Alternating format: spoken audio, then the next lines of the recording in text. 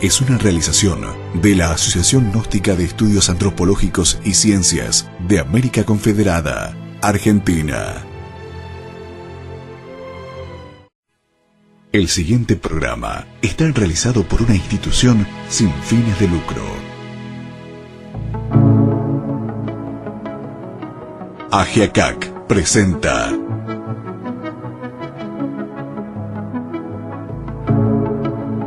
Gnosis, ciencia del ser y del saber.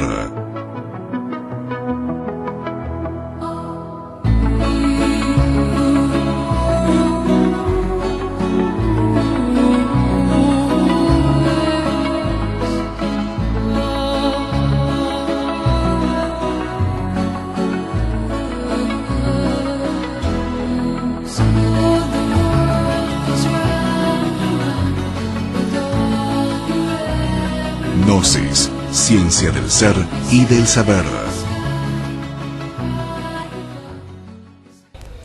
Hola, ¿cómo están ustedes? Hoy nos encuentran rodeados de un montón de cuentos, porque damos inicio al mes de agosto y todos sabemos que el mes de agosto es el mes de los niños. Sabemos que al nacer, todos nosotros de chiquititos traemos un sinfín de virtudes, de cualidades, de todas esas capacidades que están en nuestro interior y necesitamos que se desarrollen, que con el paso del tiempo se adormecen un poco, pero se van desarrollando de a poquito.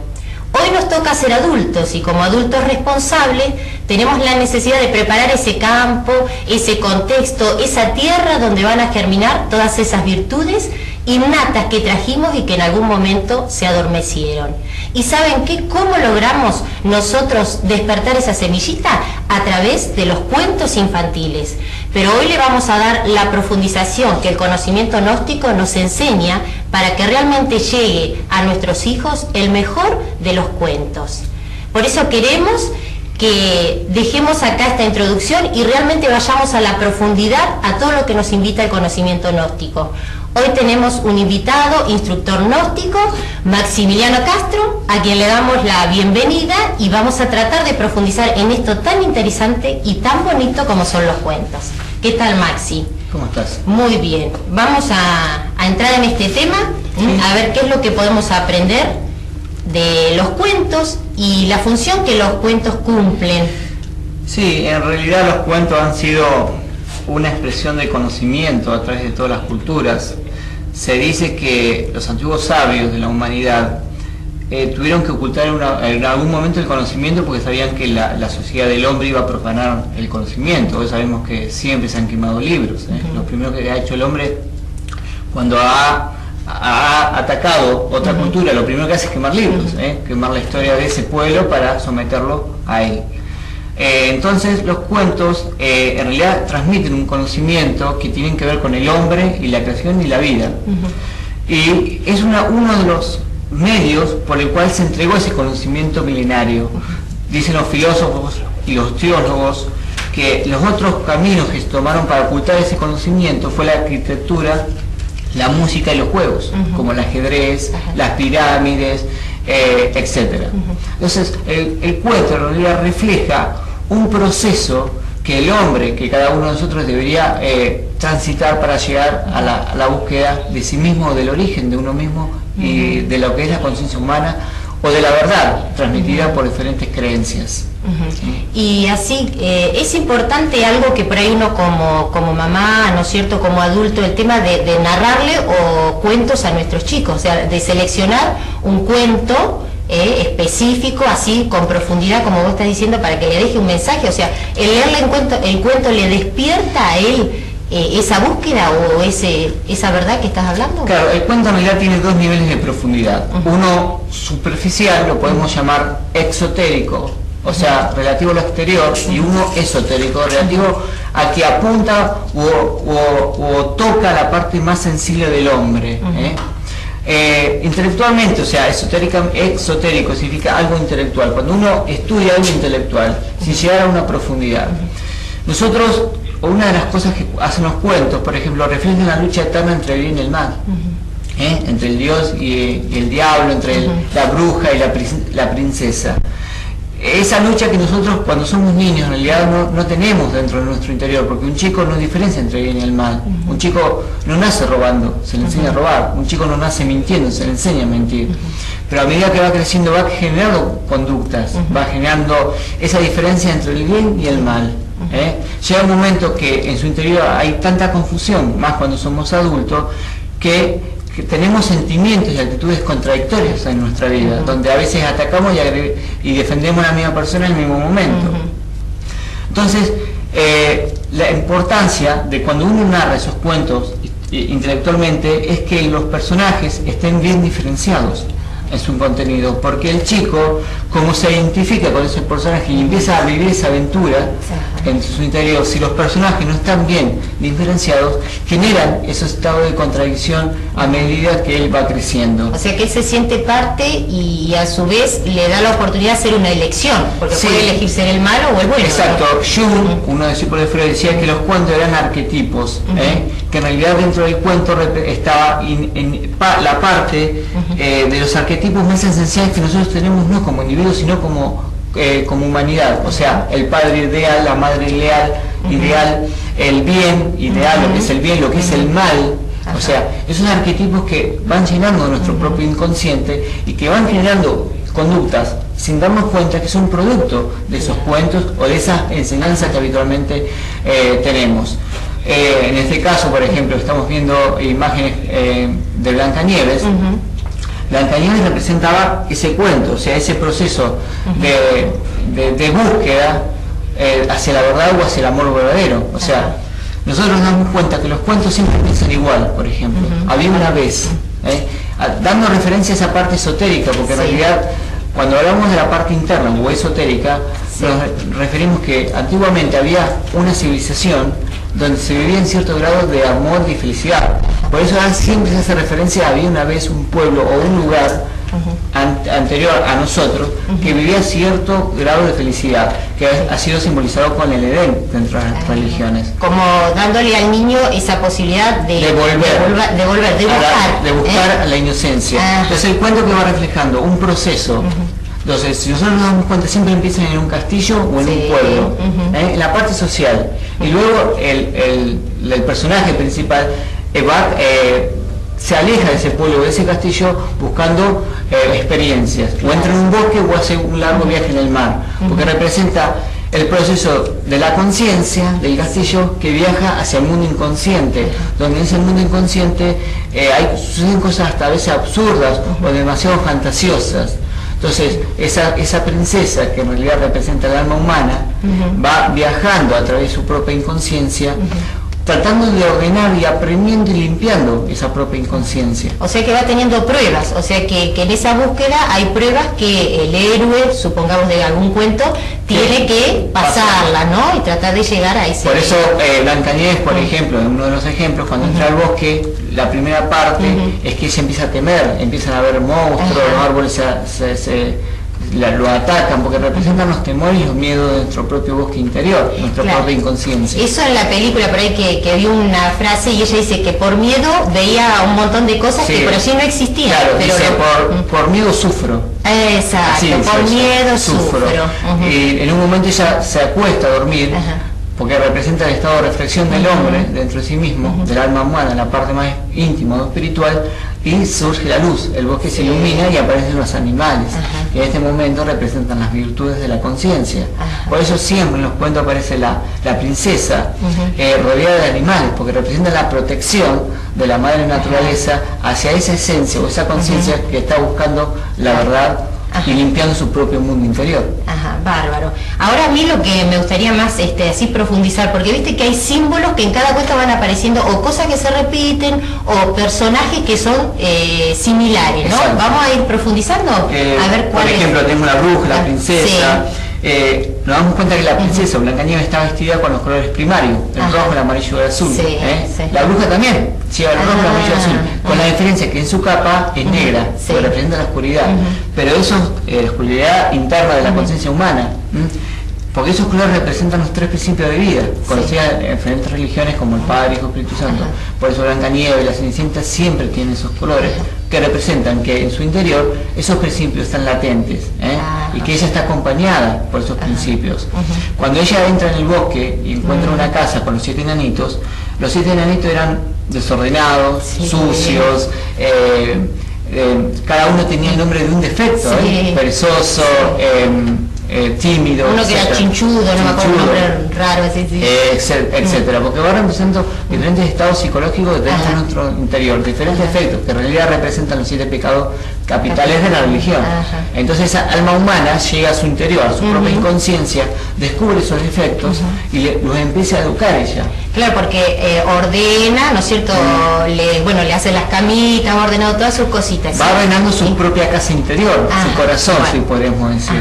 Entonces ella va ordenando y los educa, los va educando. Y esos 7 defectos, esos 7 elementos negativos, se van regenerando, se van haciendo más buenos. Bueno, Maxi, vamos a seguir con este tema, nos vamos a un cortecito y nos esperan un momentito y todos nuestros auspiciantes a partir de ahora. Gnosis, ciencia del ser y del saber.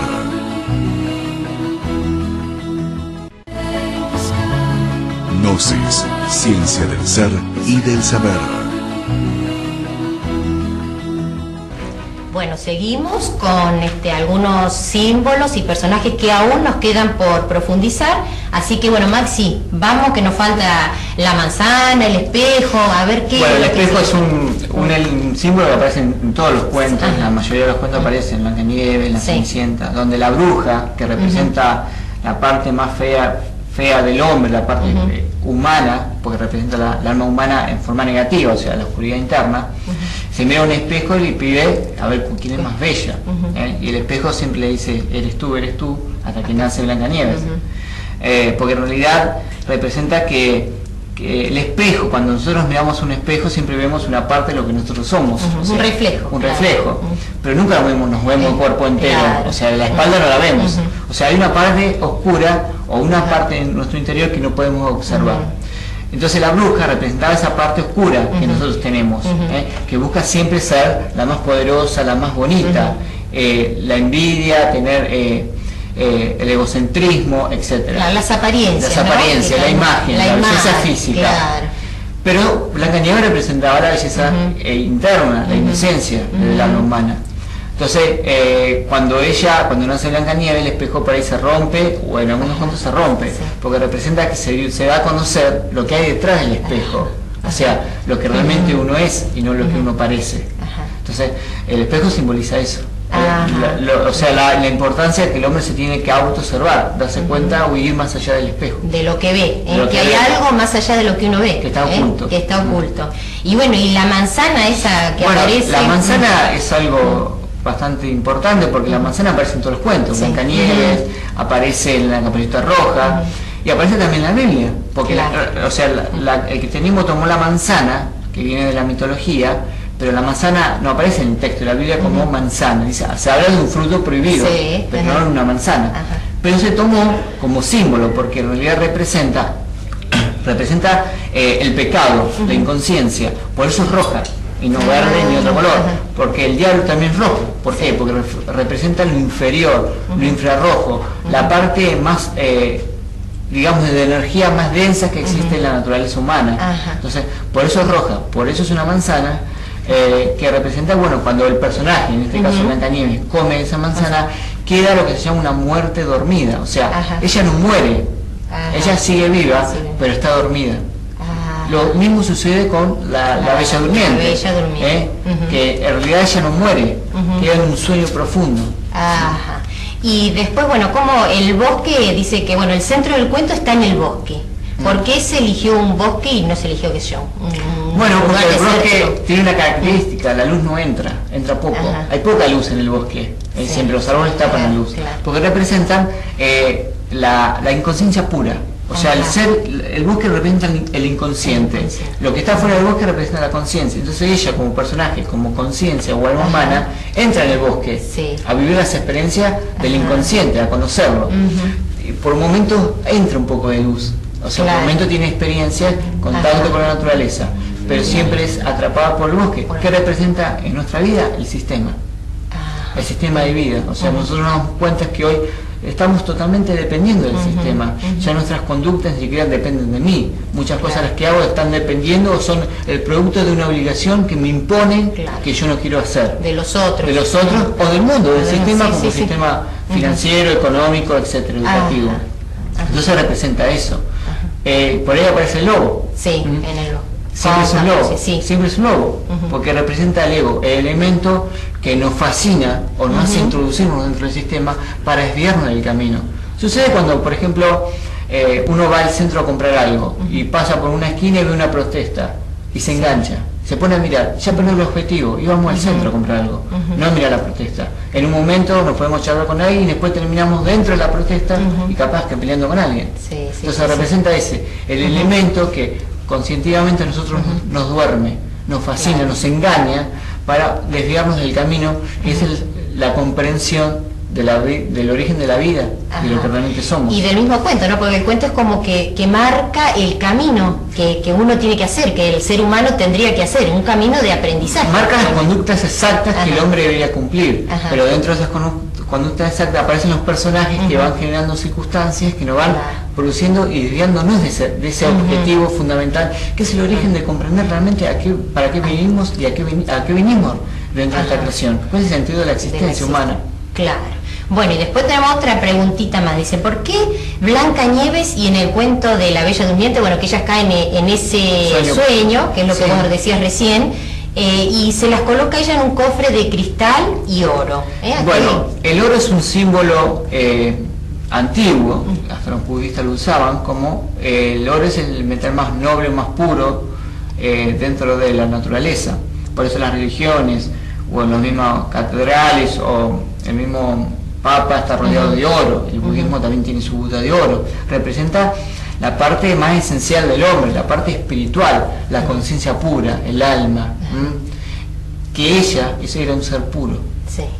El cristal refleja también lo mismo, o sea, es un elemento transparente que simboliza la transparencia interior, o sea, de ella como pureza. Por eso fue colocada en medio del bosque, que representa que dentro de nuestro interior, dentro de nuestra propia inconsciencia, hay una parte de conciencia que está ahí, adormecida, está bloqueada, está totalmente dormida en el mundo, no fue explotada totalmente. Entonces ella duerme ahí hasta que viene el príncipe y la despierta.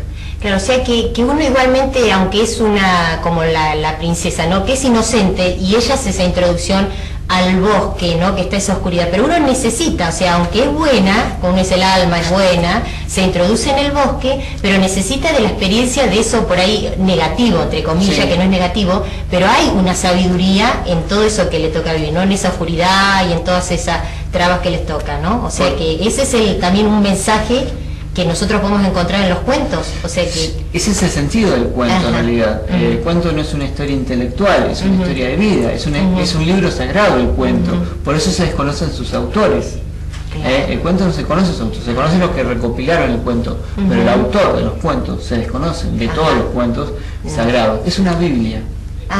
Por allí leí en una revistita, o sea, que decía que bueno, se desconoce realmente el significado, o sea, los autores de los cuentos, pero que dice como que Dios quiso dejar un mensaje de verdad en los cuentos infantiles, o sea, que los niños sepan mantenerse en ese estado de asombro a través de la lectura que los adultos les podemos narrar, ¿no? Narrarle los cuentos, que realmente ellos puedan mantener y permanecer ese asombro y ese conocimiento que está dentro de cada uno de nosotros, ¿no? Sí, lo importante que refleja es que siempre hay una salida al problema, y siempre se puede eliminar el obstáculo, más allá de las circunstancias que uno pase. Entonces, ella en los cuentos siempre se triunfa, siempre se logra el amor universal que representa al final del cuento, porque todos terminan igual, por ejemplo. Claro, siempre se termina bien, pero realmente ese es el mensaje, ¿no? Del alma, claro, de triunfar, que estamos llamados al triunfo, no al fracaso, ¿no? Así tendría que ser. Y de algún otro cuentito, a ver, o jueguito, que se pueda... Bueno, sucede en todos los cuentos, por ejemplo, Hansel y Gretel, cuando matan a la bruja, la tiran adentro de la hornalla, ellos se llevan un montón de tesoros, porque representan que cuando matan a la bruja, al ego, a la oscuridad interna, a nuestro propio inconsciente, conquista la conciencia. Por eso esas joyas representan eso.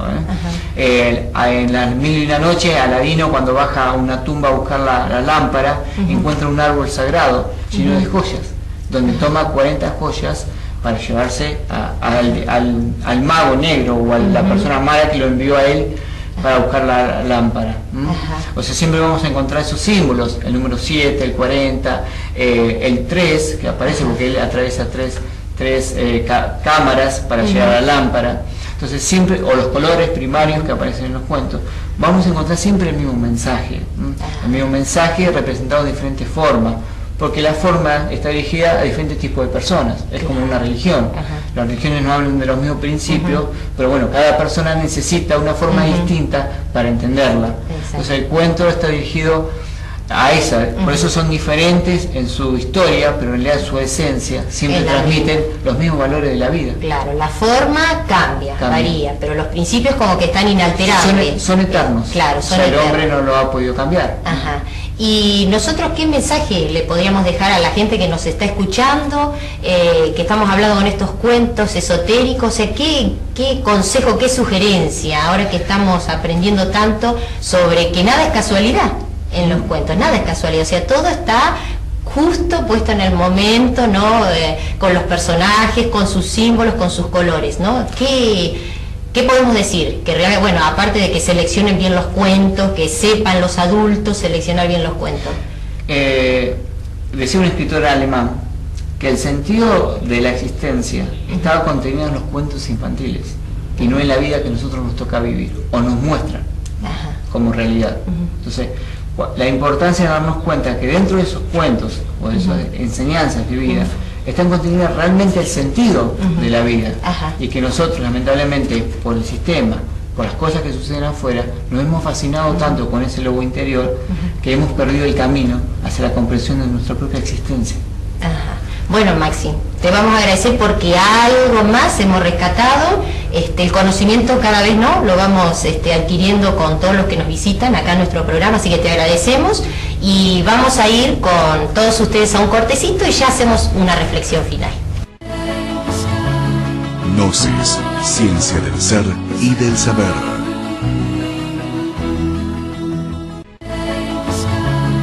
Gnosis, ciencia del ser y del saber.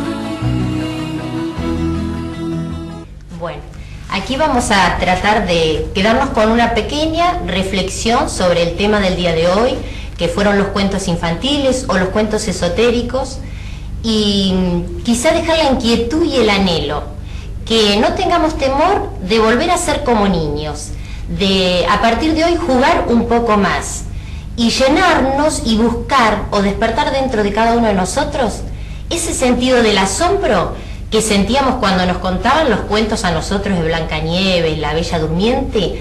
Todas esas sensaciones que nosotros realmente sentíamos en nuestro cuerpo, vamos a tratar de vivenciarlas hoy como adultos, tomando un libro y leyendo a nuestros hijos, a nuestros vecinos, los abuelos a sus nietos, porque no nos podemos perder el derecho a ser hoy, aquí, ahora, los héroes de nuestra propia existencia. Y colorín colorado, este cuento recién ha comenzado.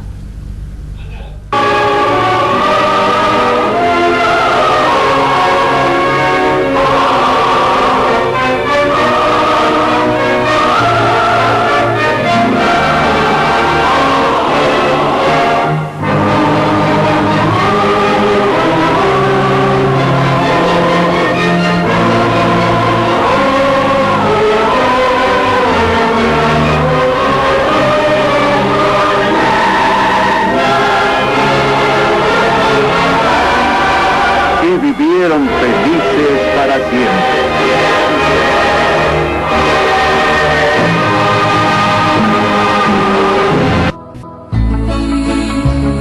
Gnosis, ciencia del ser y del saber.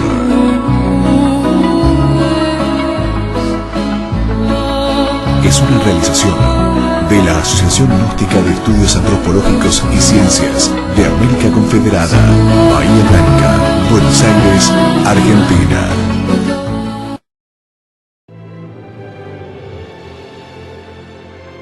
es una realización de la Asociación Gnóstica de Estudios Antropológicos y Ciencias de América Confederada, Argentina.